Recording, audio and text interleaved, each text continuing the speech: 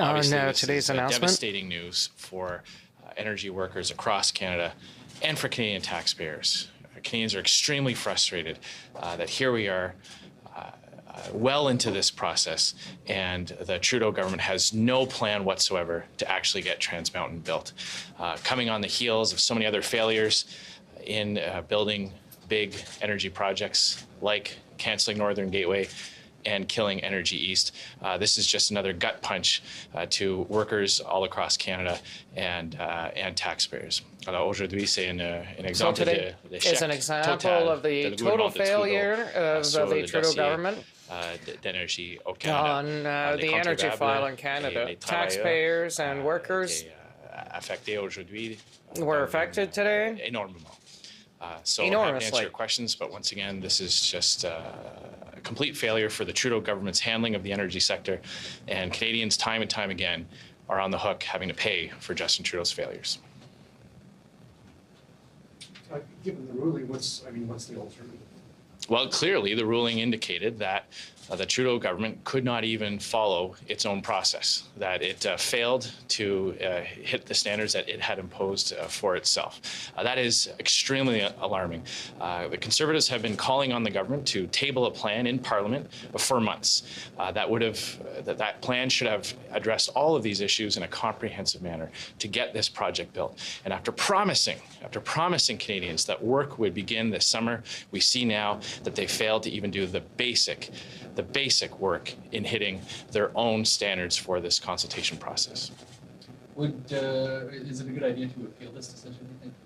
Well, the ruling states that aspects of this can be addressed. So, obviously that's going to be a consideration. The government will have to determine whether or not the timelines will be quicker and to appeal or to address the issues that the courts have raised. But obviously, this is concerning for taxpayers. This was a $4.9 billion acquisition with no plan for completion. And today we find out that the goalposts have been missed again by this Trudeau government. So they're going to have to answer those types of questions, and we're going to hold them to account on how they've managed to get this project to this state. There's a walkaway clause from the deal with Kinder Morgan. Would it be a good time to opt for that and pay the penalty rather than trying to move forward with this file? The very fact that this is part of the conversation is just it's just an indictment of the complete failure that Trudeau has managed our energy sector in this way. I mean, to think that this is now the only major pipeline project that is even possible after killing Energy East, after vetoing Northern Gateway. Here we are with the last opportunity to get a big project built, to get our energy to market so we can stop getting the discount in the U.S. This is just a very sad state of affairs, and Canadians are just so rightly frustrated, and Conservatives are outraged that after months of ignoring our requests in Parliament, telling everyone that everything's going to be fine, that everything's proceeding as planned. Here we find out today that they had absolutely no plan, and they just don't know what they're doing. They have no idea how they're actually going to get this project built. What do you think the mood of shareholders were this morning who were voting on this deal after the announcement was made by the Well, I don't believe it's a surprise that shareholders approved this sale.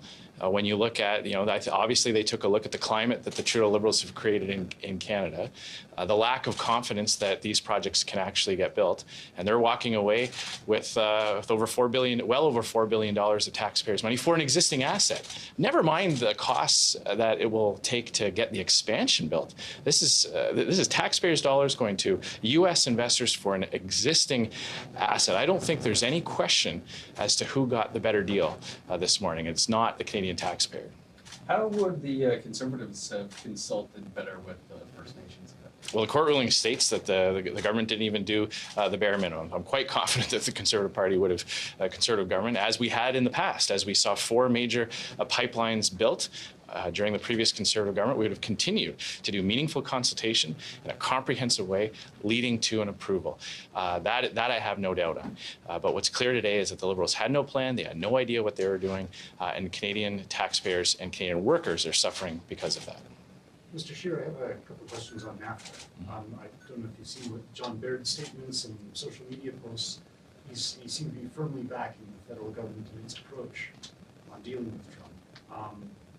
Do you think that's the right move, and are you worried about not having a united sort of Team Canada approach? Conservatives have supported the government's efforts to maintain and protect NAFTA. I've led trade delegations to the U.S. Our members of parliament have been engaged with U.S. counterparts as well, promoting that sense of unity that Canadians believe in free and open trade, and that NAFTA is so important. However, we are in a very precarious position. The Mexicans and the Americans have come to a deal with Canada, with Trudeau on the outside looking in. They've done it behind his back while he wasn't even at the table. Big issues being solved by Mexico and the United States, with Canada being presented with a deal that has largely been concluded. So that's very concerning. We're very concerned about that. But as always, Conservatives will always do our very best to help the government with this. But you tweeted about his failures, Trudeau's failures on NAFTA, and that it's left Canada out in the cold, and then you tweeted, it's time for the grown-ups to be in charge again. That's not a Team Canada approach. We are absolutely united in promoting the benefits of NAFTA and fighting for access to the U.S. market while protecting the elements of our economy that are so very important. But we will absolutely hold the government to account. And when we find ourselves looking at Mexico and the United States coming to this level of agreement, the major issues that are not just bilateral issues, obviously, that's concerning for Canadians, and the Conservatives will absolutely hold them to account. Between holding the government to account and appearing to undermine the Prime Minister while the government's negotiating? I think it's exactly how we've proceeded. That here we have a situation where we are perhaps days away from understanding the level of agreement that has come to between Mexico and the United States without Canada's participation. Clearly, that's not an optimal situation. Justin Trudeau has to explain how this has happened.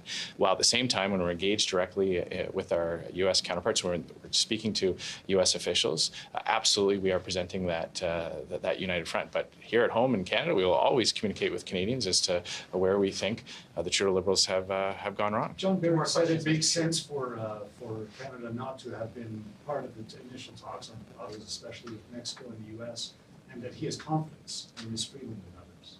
And that's not something that he expressed. I'll leave him to explain his comments there. I've heard directly from many representatives of Canadian associations representing exporters, manufacturers, the steel and aluminum industry, that there are many issues that seem to have been concluded on that will affect Canada greatly, not just auto, but many other issues, including things like the sunset clause, including the percentage of components that have to be made in North America and how that affect an integrated supply chain. There's no question there are some issues that the U.S. had with Mexico. That was how this all started, and when Trudeau volunteered to be part of it, it opened it up much further. So there are clearly some things here that will affect Canadian workers. What brings you to Manitoba, and are you here to shore up support? This was Bernier territory in the leadership. Why are you here? All over. I've traveled all over summer I've traveled all throughout Canada throughout the summer, and as I come to Winnipeg relatively regularly, I'm here to do events, to meet with people. We're here to talk about crime. We're here to support nominated candidates to help get ready for the next election, and to consult with the aerospace and business communities here in Winnipeg. And on that note, as I'm here, as I was leaving this morning, I heard the news about the RCMP officer who was shot. I want to express my deepest sympathies to that officer and their families. I want to congratulate the first responders for the work that they're doing. I know it's an ongoing developing story, and our thoughts and prayers, my thoughts and prayers are with this individual, and we just thank the police for everything they do. I'm here, and I learned the news that an RCMP officer had been shot today. So my thoughts and prayers are with him and his family. Mr. Pallister, did you discuss, if so, did you discuss the carbon tax?